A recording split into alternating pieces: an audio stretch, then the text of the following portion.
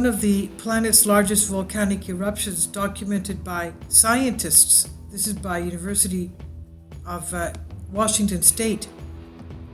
Researchers determined that the Pacific Northwest was home to one of the Earth's largest known volcanic eruptions, a millennia-long spewing of sulfuric gas that blocked out the sun and cooled the planet.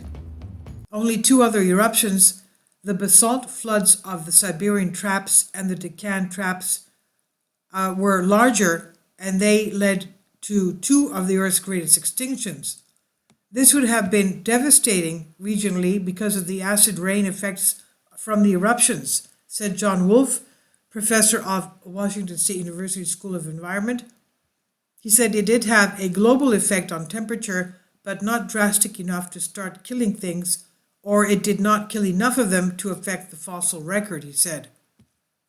The research, which was funded by National Science Foundation, appears in Geology magazine, the top journal in the field, starting 16.5 million years ago, they said.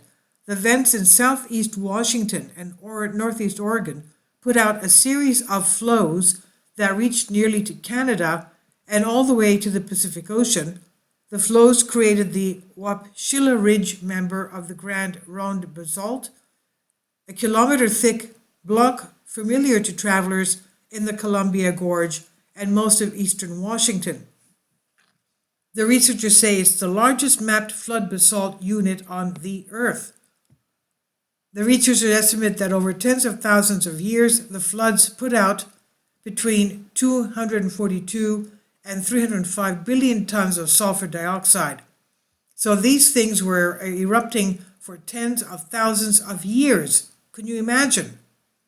That's more than 4,000 times the output of the 1815 Mount Tambora eruption in present-day Indonesia.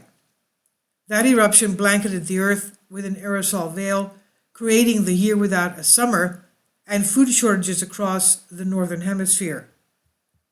Finally, support my Patreon account. The daily posts are 5 videos daily, and they are totally different from what I have on my YouTube channel.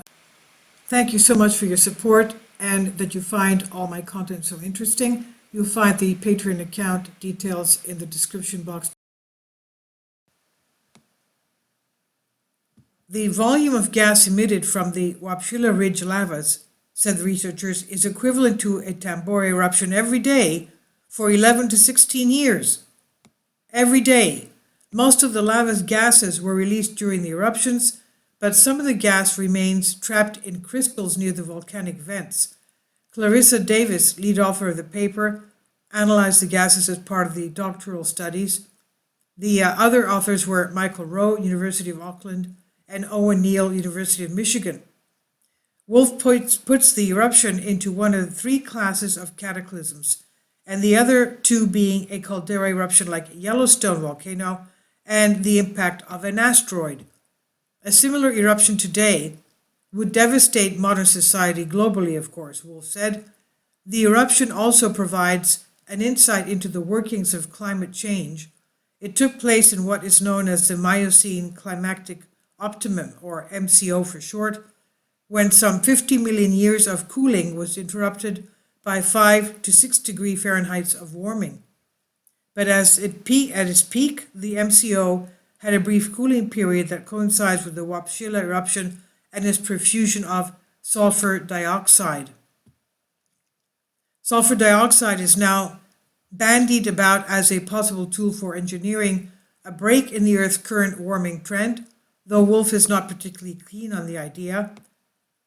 He said, I personally think that is probably a dangerous thing to do without understanding all of the possible consequences. But maybe we're getting an idea of some possible consequences here, he said. This is by Washington State University on phys.org. Please leave your comments and thank you for your support.